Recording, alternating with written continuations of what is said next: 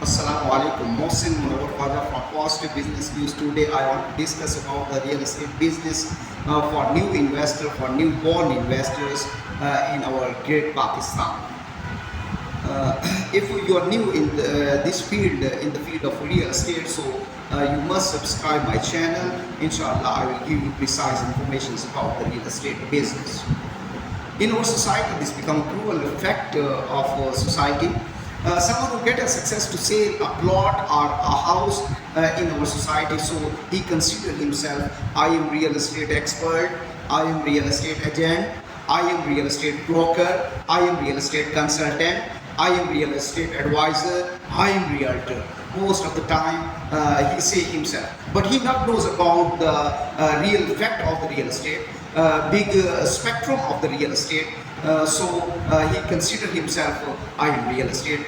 Most of the places, most of the time, he try to mislead the end user, and also he try to mislead new investors, misguide new investors. Most of the time, he try to hunt his investment. सो जब किसी के साथ ऐसा कोई हादसा होता है, कोई नाबालिग रियल एस्टेट एजेंट या हंटर सिफ्त या साम्राज्य के कपड़े पहना हुआ रियल एस्टेट एजेंट उसकी प्रॉपर्टी को, उसके इंटरेस्ट को हंट कर लेता है, उसकी उम्मीदों को हंट कर लेता है, वो इन्वेस्टर ऐसा डिस्करेज होता है, तो इस फील्ड से इतना दूर भागता है कि हैरान कुन हद तक, तो फिर वो इतना डेप्रिशिएट होता है, तो फिर एक प्रॉफिटेबल प्रोडक्ट के ऊपर भी, रियल एस्टेट की प्रॉफिटेबल प्रोडक्ट के ऊपर भी वो इन्वेस्ट नहीं करता। तो हमेशा आप इन्वेस्ट करने से पहले आप रियल एस्टेट की जो है ना कैडर्स को देखें, उसकी अप्रोच ऑफ माइंड को देखें। वो आपको जो है ना सिर्फ अल्फाजों की तीर तो नहीं चला रहा, वो रियल एस्टेट जानता भी है, वो आपको एक अच्छी हाईली एप्रिसिएशन दिलवा सकता है अपने प्रोजेक्ट में, किसी भी प्रोजेक्ट में, या वो कहीं जहां वो आपको इन्वेस्ट करा रहा है वहां से आपको अच्छा पे back short period of time में आपको दिला सकता है। इस चीज़ का आपने ख्याल करना है। And most of the peoples in our society, they knows about the real estate on the deep level, so they try to invest in new property, newborn property, new society, new skyscrapers of the world or in Pakistan. And also they try to invest on the raw land, they reshape the raw land, develop the raw land, then get the good capital in this business. Brother, if you are new in the field of real estate, you need to learn each and every pinpoint of the real estate, कि आपको कहाँ invest करना है, कहाँ आपकी investment मोर appreciate होगी, short time के अंदर अप्रिशिएट होगी, और उस सेक्टर में आपको इन्वेस्ट करना है। तो ये जो न्यू सोसाइटी या न्यू कॉलोनी की जो डेवलपमेंट है, इसमें आपकी जो प्रॉफिट रेट है as compare to building development बहुत ज़्यादा है। अगर हम सपोज करते हैं कि आपके पास जो प्रिंसिपल कैपिटल है, जो प्राइमरी कैपिटल है, बेसिक कैपिटल है, वो 2.5 करोड़ रुपए है, आपके पास 2.5 करोड़ रुपए की इन्वेस्टमेंट है, तो उससे आप खेलना चाह रहे हैं। जो पाकिस्तान के अंदर रिवाज है, एक रिवायत है कि आप 20% और 25% पर 100% की प्रॉपर्टी को होल्ड कर सकते हैं। सपोज दैट कि आपने 2 करोड़ रुपए लैंड ओनर को दिए, उससे आपने 10 करोड़ रुपए की प्रॉपर्टी होल्ड कर ली, और सपोज दैट कि आपने 2 करोड़ रुपए लैंड पर इन्वेस्ट किए और 1/2 करोड़ डेवलपमेंट पर इन्वेस्ट किया। बेसिकली प्राइमरी डेवलपमेंट करना ज़रूरी होती है, आपके पास बेसिक कैपिटल हो, कुछ इतना कैपिटल हो कि आप प्राइमरी डेवलपमेंट कर सकें, ताकि एंड यूज़र की अट्रैक्शंस को डेवलप कर सकें। अब देखें कि सपोज दैट कि आपने 2 करोड़ रुपए में पर एकड़ लैंड ली।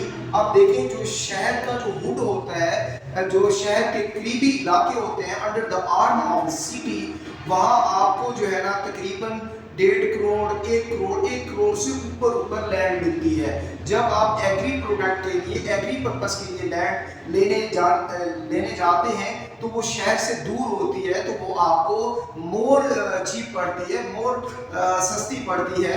तो जो शहरों के करीब की जो लैंड होती है अप्रॉक्सीमेट 1 करोड़ 2 करोड़ 3 करोड़ 4 करोड़ इस राउंड फिगर में आपको मिलती है।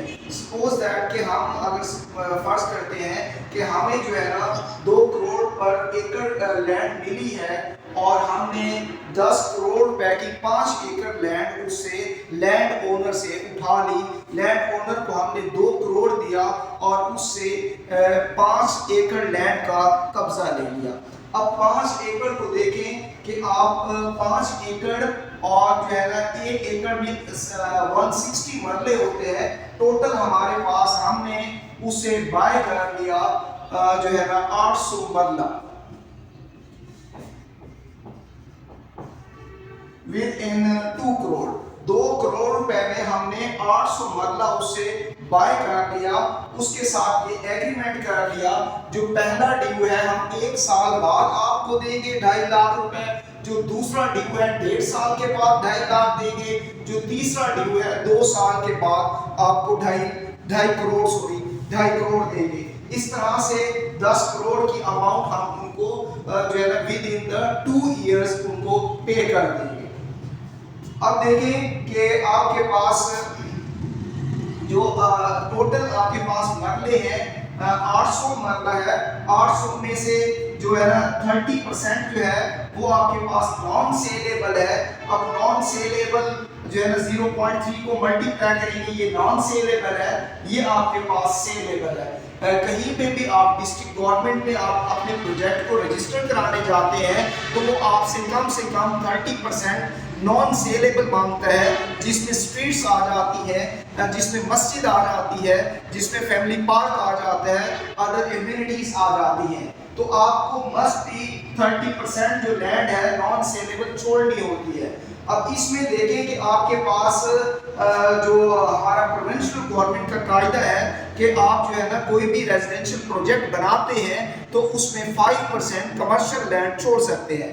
अब सपोज दैट कि टोटल हमारी सेलेबल ये है तो 5% कमर्शियल है, 28 मरला कमर्शियल है और बाकी जो है ना 532 जो है ना रेजिडेंशियल प्लॉट्स हैं, रेजिडेंशियल मरलाज हैं।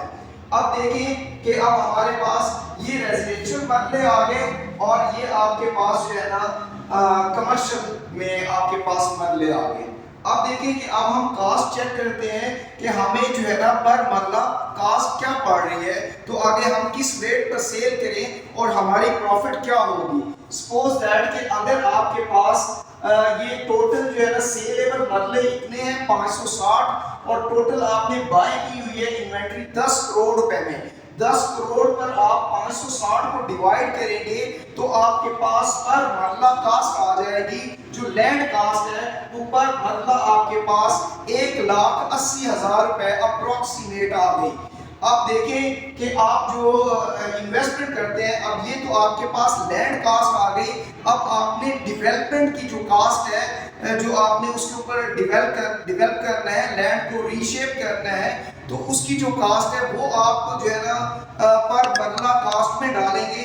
तो टोटल आप कैलकुलेट करेंगे लैंड कास्ट पर प्लस डेवलपमेंट कास्ट, फिर आप कैलकुलेट करेंगे ये मेरी कास्ट है, पर मरला जमीन मुझे इस रेट पर पड़ रही है। अब देखें कि जब आप ड्रेनेज सिस्टम बनाते हैं तो उसमें आपको जो सीवरेज सिस्टम है उसमें आप 10,000 पर मरला आपकी कास्ट आ जाती है।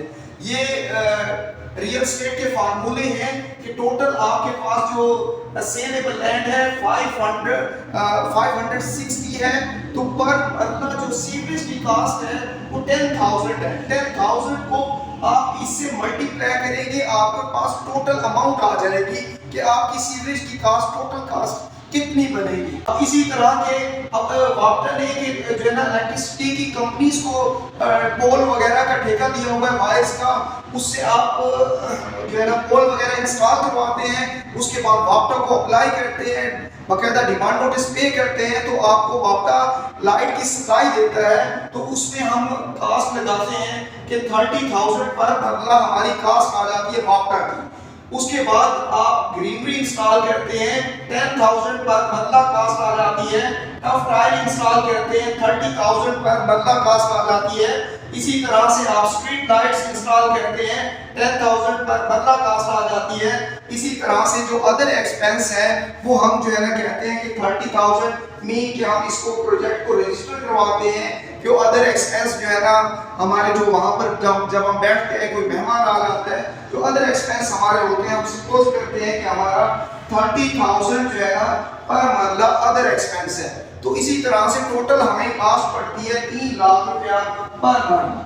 अब इस टाइम एक क्रंच टाइम है, एक बैड टाइम है न्यू इन्वेंट्री के ऊपर, न्यू प्रॉपर्टी के ऊपर। सपोज दैट अब मैं इस क्रूशियल टाइम के अंदर रेट जो सपोज दैट कि अपने प्रोडक्ट का रेट लगाता हूँ, तो सपोज दैट हम सपोज करते हैं कि हम नेट पर 4 लाख पर मरला सेल करते हैं और इंस्टॉलमेंट पर हम जो है ना वो 5 लाख रुपए पर मरला सेल करते हैं। अब सपोज दैट कि हम अगर नेट पे सेल करते हैं तो नेट पे मैं अपना प्रॉफिट कैलकुलेट करता हूँ, तो हमें 2-2.5 साल में 3 साल में कितना प्रॉफिट गैदर होता है। सपोज दैट कि हम अपना प्रोजेक्ट 2 साल में सेल आउट कर लेते हैं तो हमें कितना प्रॉफिट गेन होता है।